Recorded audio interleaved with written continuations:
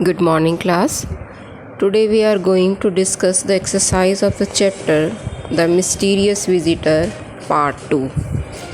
We know very well that the mysterious visitor was an invisible man, and finally, after a long struggle, he was able to run away from the sight. So we have read in this chapter, and today we are going to discuss the exercise of the chapter. So let us see. First of all, it is comprehension. See, on the top it is written comprehension. In comprehension there are questions where you have to make a tick on the right option.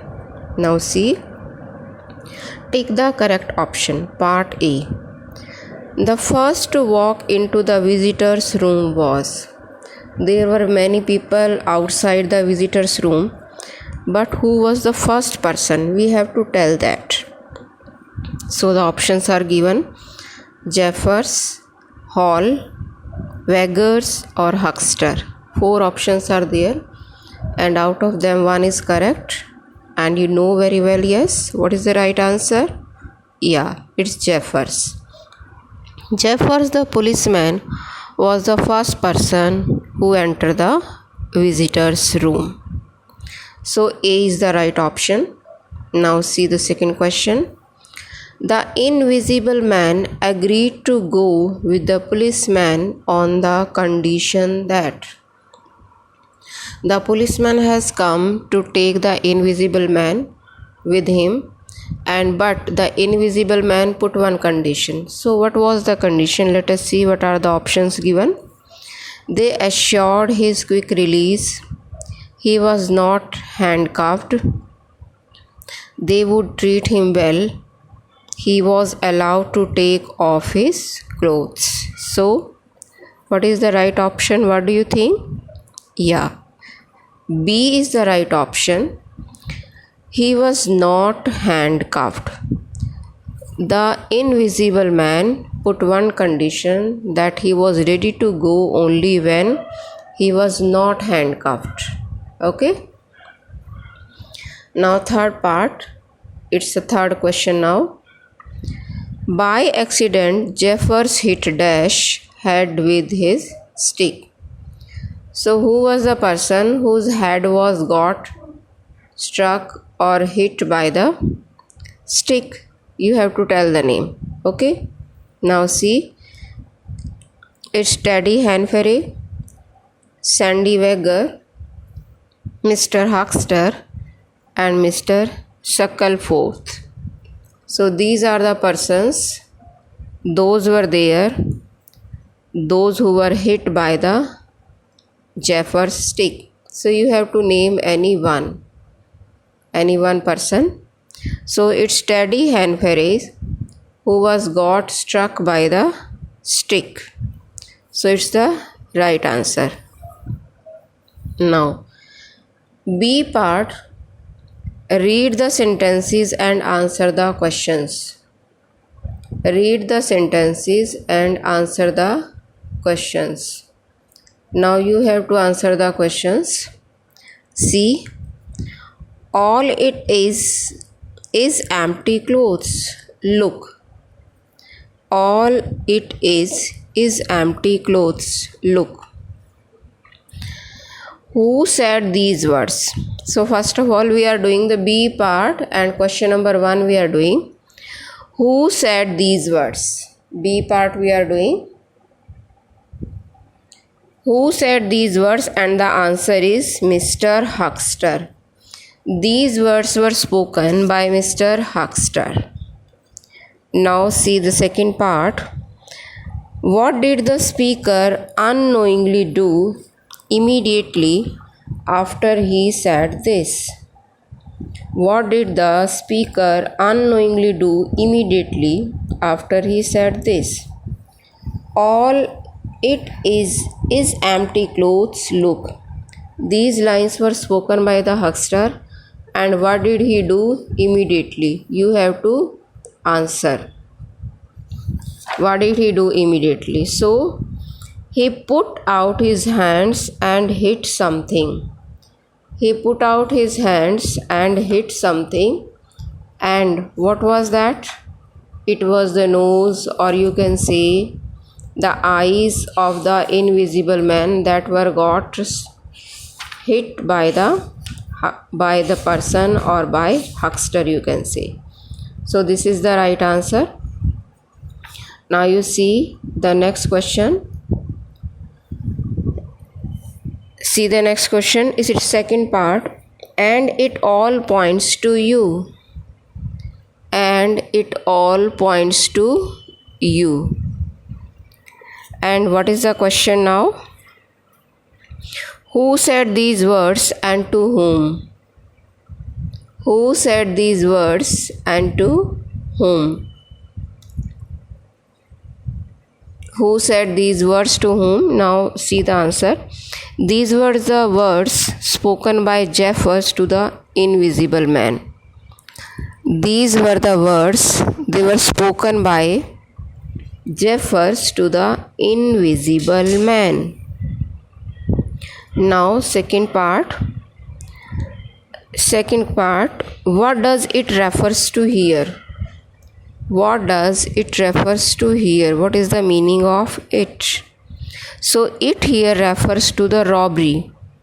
It here referred to the robbery that took place at the priest's house, or you can say at Visar's house that morning. Visar house that morning. Now the third question. What did the speaker unknowingly do immediately after he said this? How does the listener respond to the execution? How does the listener respond to the execution? So, the listener denied the accusation and said, "What foolish talk?" Means he refused that he was a thief, or he refused that theft took place. So he was refusing for that. Now see the third one, part 3. But it is the rule. But it is the rule. Who said these words and to whom? Now, but it is the rule. Who said these words and to whom? So the answer is the policeman, Mr. Jeffer, said these words to the invisible man. The policeman, Mr. Jeffers, said these words to the invisible man. Now see the second question. What rule is being referred to here? What rule is being referred to here? About which rule the policeman was talking about? The rule was that a suspect should be handcuffed. The rule was that a suspect should be handcuffed. A suspect should be handcuffed. Now third question, C part. How does the listener respond to what practical problem did the speaker face regarding the rule? What practical problem did the speaker face regarding the rule? What was the rule? The problem that Mr. Jeffer faced regarding the rule was that he could not see the wrist of the mysterious visitor, since he was an invisible man. Because the hands were invisible, so he was not able to put the handcuffs around that. Okay. Now see its third question. C part. Who were the three men who came into the visitor's room and why had they come? Three people, they entered the visitor room. So you have to tell why. Why had they come? The three men who came into the visitor rooms were the inn's owner, Mr. Hall, the policeman, Mr. Jeffers, and the blacksmith, Sandy Waggers. So these were the three persons. Mr. Hall, Mr. Jeffers, and Sandy Weggers, and they came to arrest the invisible man. They came to arrest the invisible man. Now, second, why did Mr. Huckster pull his hands back with a cry of surprise? Why did Mr. Huckster pull his hands back with a cry of surprise? So, what was the reason for that? Huckster pulled his hands back with a cry of surprise because when he put out his hands and hit something in the middle of the air, the invisible man said that he had hit him in the eye. The invisible man said that he had hit him in the eye. So, therefore, the person was surprised. Then, third question, what reason did Zephyr give for asking the invisible man into custody? What was the reason that was given by Mr. Huckster? So, third question, Zephyr said that he wanted to take the invisible man into custody because there was a robbery that morning in the priest's house, and all circumstances pointed to the invisible man being the culprit. Means there was a robbery, and due to the robbery, the main suspect was the invisible man. Therefore, there was the man into the custody because he was a robbery, and the morning in the priest's house, all circumstances pointed to the invisible man being the culprit. Now, it is question number 4. How did the invisible man finally break free of Jeffers' grasp, and what happened to Jeffers? What happened to Jeffers? Now, question number 4. Jeffers had caught hold of the invisible man. You know very well that Jeffers had caught the invisible man, who in turn held Jeffers painfully by the neck.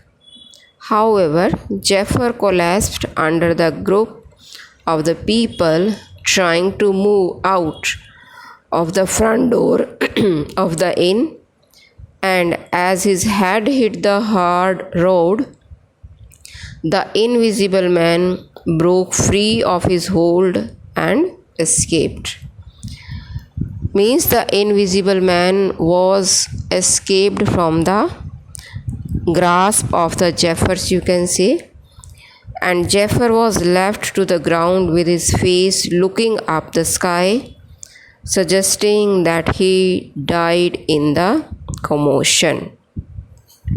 Now, see the third one. D part. The invisible man did not want to be handcuffed.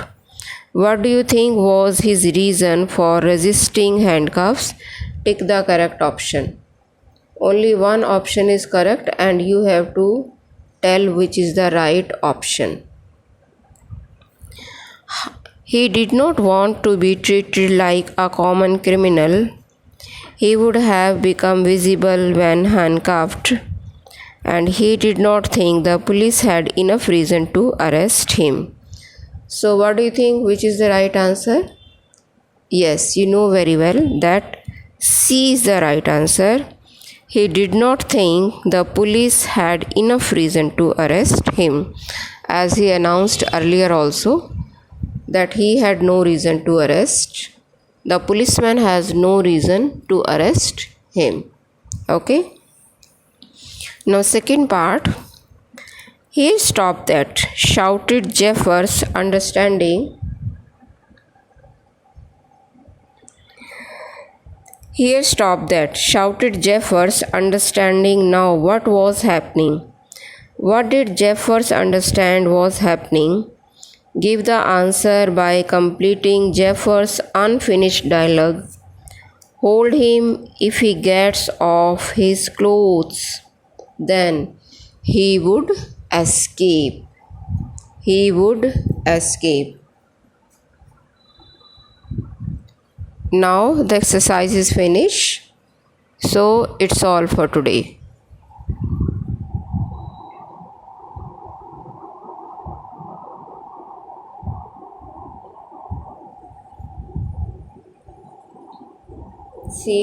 C part and D part, they are complete, and you all write all these question answers in your notebook.